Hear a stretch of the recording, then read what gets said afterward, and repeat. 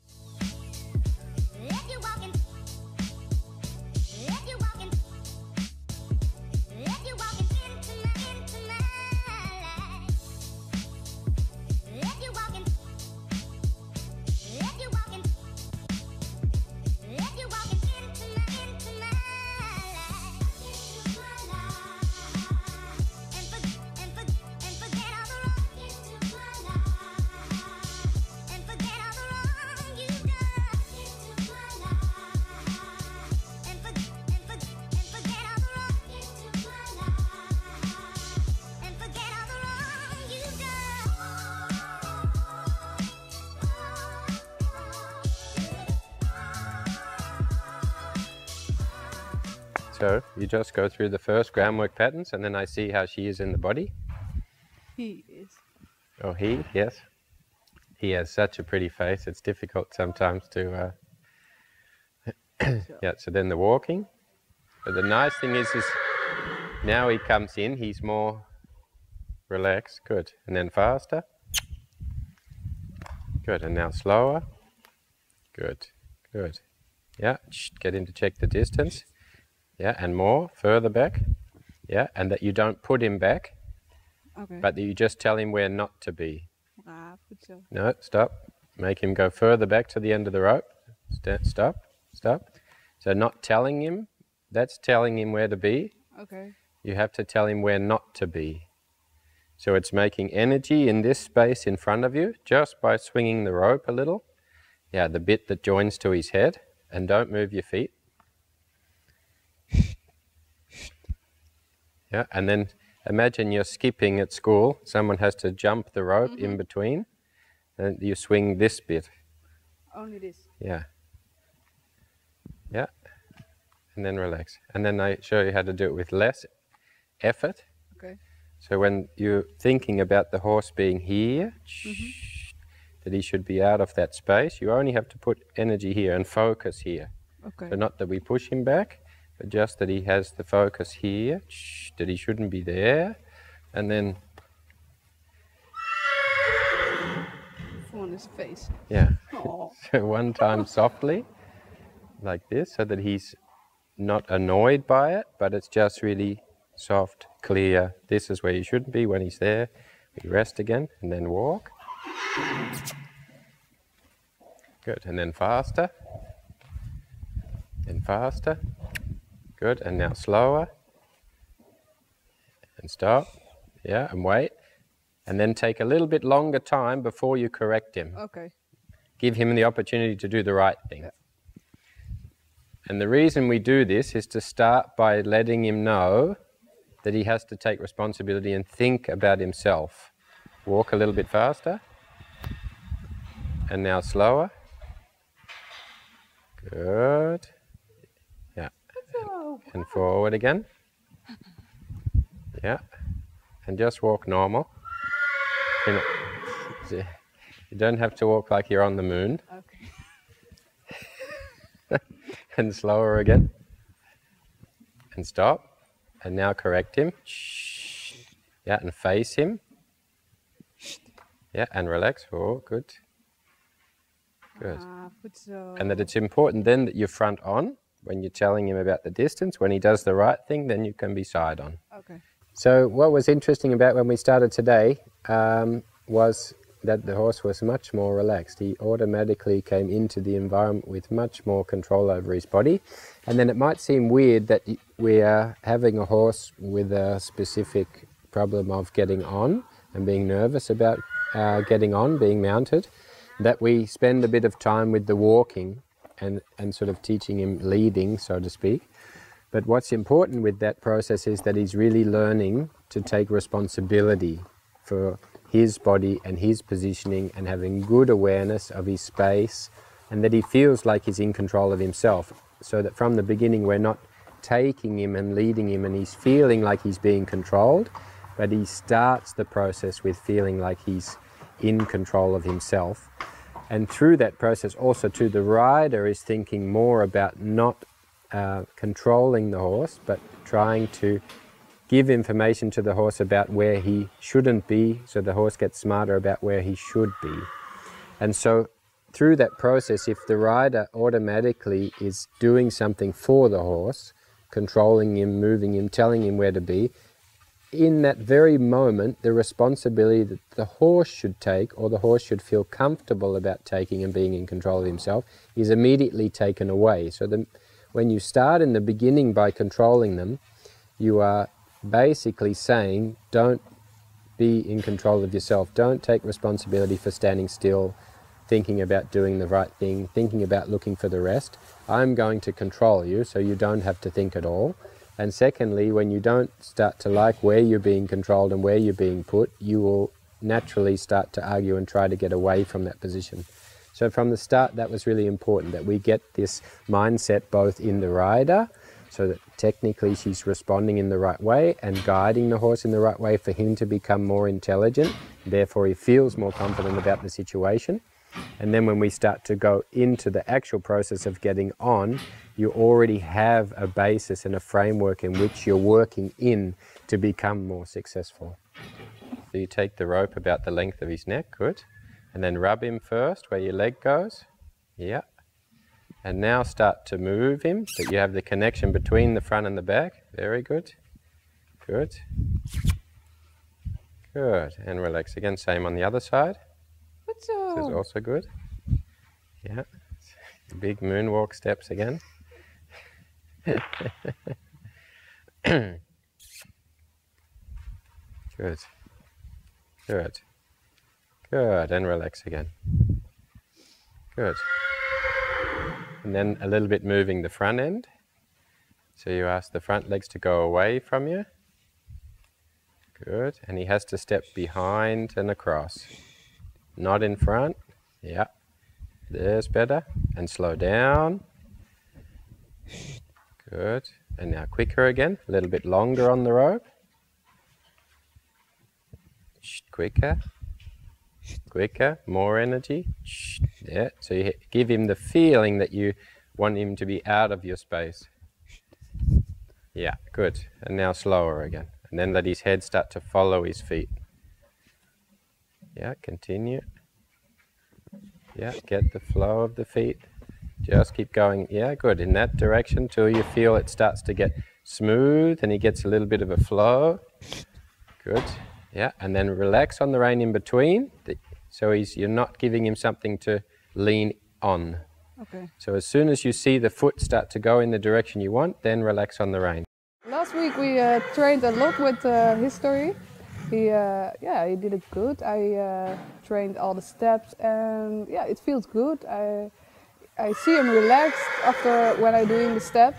So yeah, that makes me happy. So I think it was good to work with him. Then we start with the tools a little bit. So first, having it that you can approach and that you feel that he starts to approach the bag. So don't control him on the rope. Just think about controlling him on the bag. always keep the bag on the same side as you. Yeah.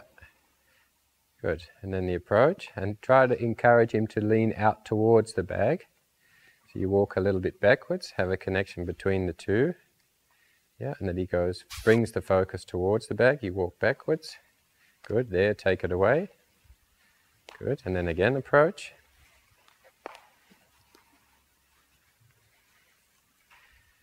Good. Yeah, and the idea is that he gets to touch it with his nose. When he sets up the posture to be able to touch, then you reward him. And again, just approach, especially when he's going to La La Land. Then just approach. Yeah, make the contact with his nose. Good. Yeah, and make contact. Good. And then again. And then try to shape him with the bag, that you give him the feeling that he has to be focused on the bag and standing still. Yeah, just approach. Good, a little bit shorter on the rein. Good, and rub him. Good. Yeah, and again, and then keep contact, rub him between the eyes. Good, and then under his eye, down his neck. Good, and now relax a bit on the rope. Good, and rub him. Yeah, and then, good, and now take it away. Good. Yeah. So. And that you think about also the way you take it away, that it's only that the pressure is coming down and away. Okay. And then again, approach just to his body. Yeah, good. And rub, just like brushing him. And also think of the way you approach. It would just be like you're going up to groom him, not that you're carefully have this suspicious thing. And then longer on the rope. Good, and down his rump a little bit. Underneath the belly. Yeah, and stay there, keep rubbing. Good, moving backwards and forwards, try to cover a lot of the skin. Moving, good, that you feel that he's now in a decision-making phase. Does he get more tight and nervous there because the skin's tight, or does he relax? Yeah, and then continue. Good, and then cover more area. Moving backwards and forwards, over the rump. Yeah, and over his back, over his bum. Yeah, down the back leg. Yeah, and down the back leg. Good. There, and now away. And it's, of course, not only about solving a problem that you have of being difficult to get on, but it's helping him to learn how to have good self-management in all situations of pressure. So even if we solve the problem of getting on, when you go to a new place and you're in a competition environment and he experiences something new that is dealing with movement, touch, sound or approach that he hasn't experienced before, if you don't teach him how to manage himself in that situation, he will have to again go through the process of getting used to something. Yes. Which is not what we want to do. We want to make him intelligent enough so that you don't have the issues like the one you have now about getting on. This is good. Good. And in the beginning with the tools, it's just about finding, you'll make mistakes, you'll touch him in the head by accident, and you know, we're allowed to make mistakes. It's about learning a little bit together. If all horses were lucky, they would be able to find a perfect human that knows everything about everything, but of course that's not reality either. Good, and then you approach again like the bag. And it's a bit learning by doing, feeling a little bit. And rub him again. Good, so you get the rubbing first. So you try to find the place in which you can get the first good response, like this. There's very good. Good, and then you approach again, start with the rubbing, and then start to move to a more difficult thing, which might be the flag moving over him without touching him. Yeah, and now move with the flag without touch. Yeah, good, and quit. Good, and now start to move. And you have to get good flag skills. Good, a little bit shorter on the rope. Good. Yeah. Just can, yeah, and relax. Good.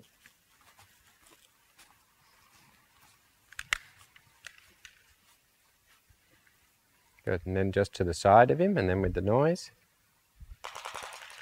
Yeah, yeah, and continue. Don't control him on the rope. Noise in front. Good.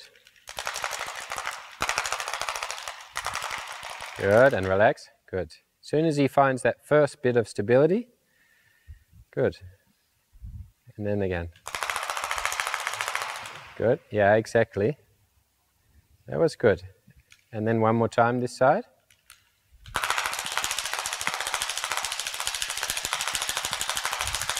Walk. Yeah, good. Exactly.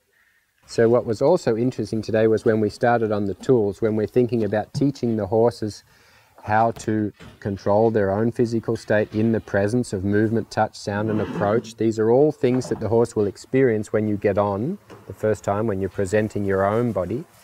And it's really the concept of what we want to teach them, of how to control themselves in that moment. And what was interesting today was that we went through a process of really the rider having to feel and learn that process, how to really teach the horses that thing of something is approaching you and you have to think about managing yourself in that situation.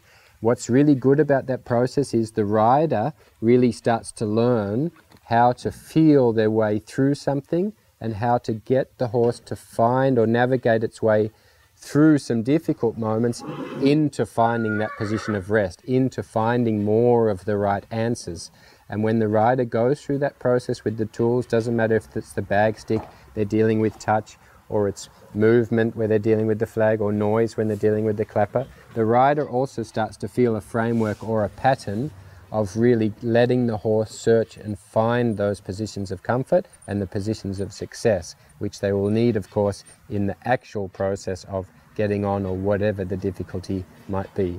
So I just go through the pattern. I show you first. Oh, sorry for keeping you up. So in the beginning, you want to make sure, because we do the preparation of the body and the body is good and he goes to the step and he's relaxed and easy, we want to make sure that just to do another little pilot check, that because the girth is on and the saddle is on, we don't have a different horse.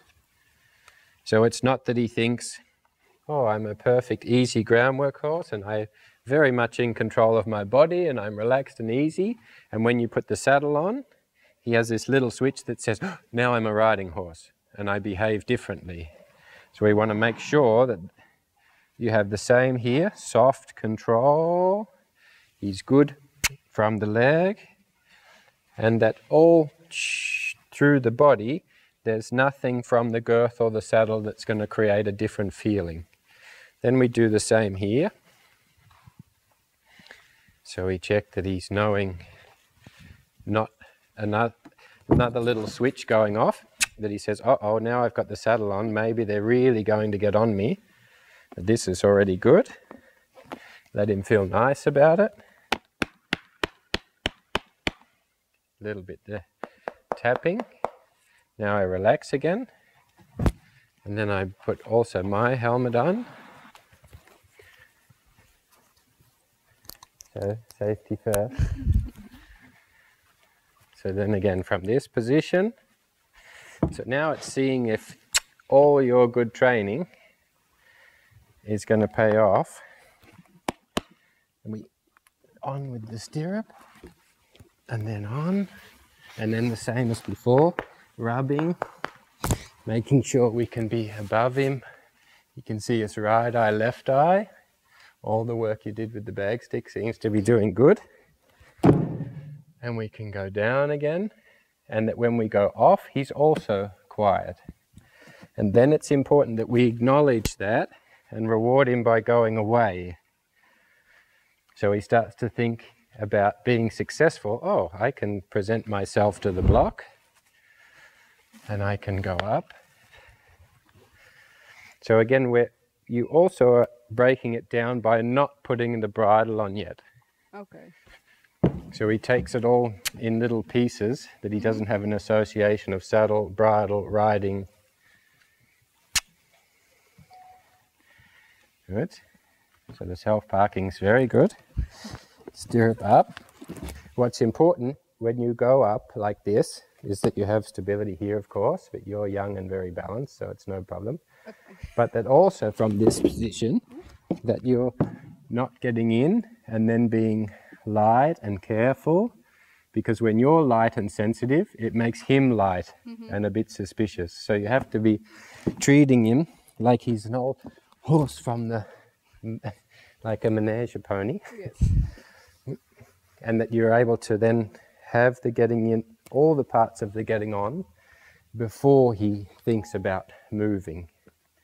So on, stirrups on, he's relaxed. And then you're just having the inside range short enough that if he wants to move, you can go into the bending like you do from the ground. Okay.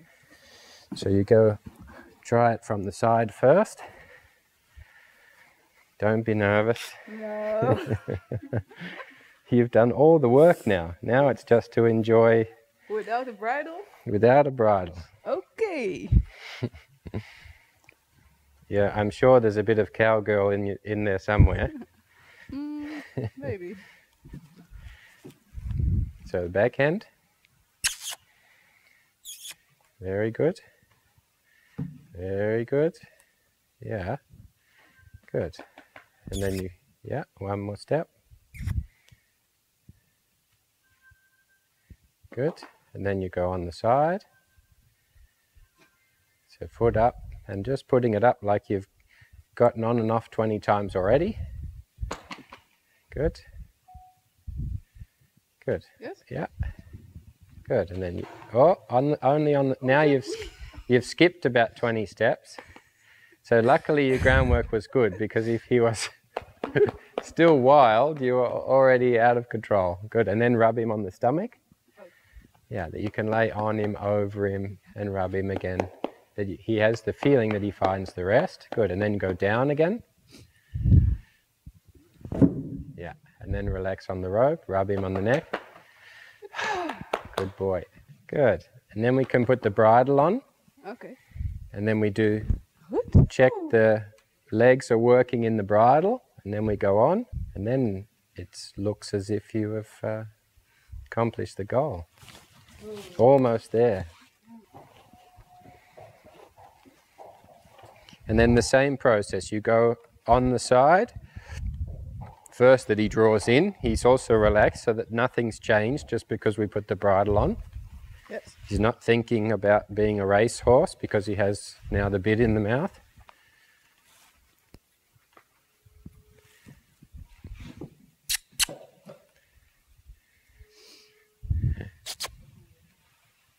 One, yeah. Good. There. On the side. Good. Yeah. Good. And rub him. Good. Yeah, good. And now fully on. Yeah. And take the stirrup. Good. And now a few steps backwards.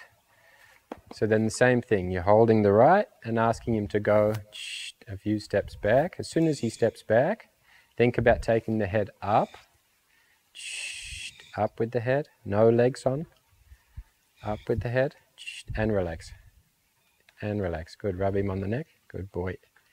I was trying to get on, and I see his face. It was so happy, and he looks around me, and I thought, okay, it's good. So it felt really good. It was so relaxed. So yeah, I'm really happy, and yeah, I'm going home with a really good feeling. So at home, I do all these things again, and I get on, and I go to ride. So yeah, I'm really happy, and I will thank Tristan very much. So this is the process. So every day when you get up, Yes. and you'll get to the time now where you'll be able to put saddle on, bridle on, and you'll feel it in your ground pattern. If he doesn't Yes. have rest in your ground pattern, then don't go to the step. Okay. Keep moving the front leg and getting the relaxation through the hind leg when he finds the position of rest.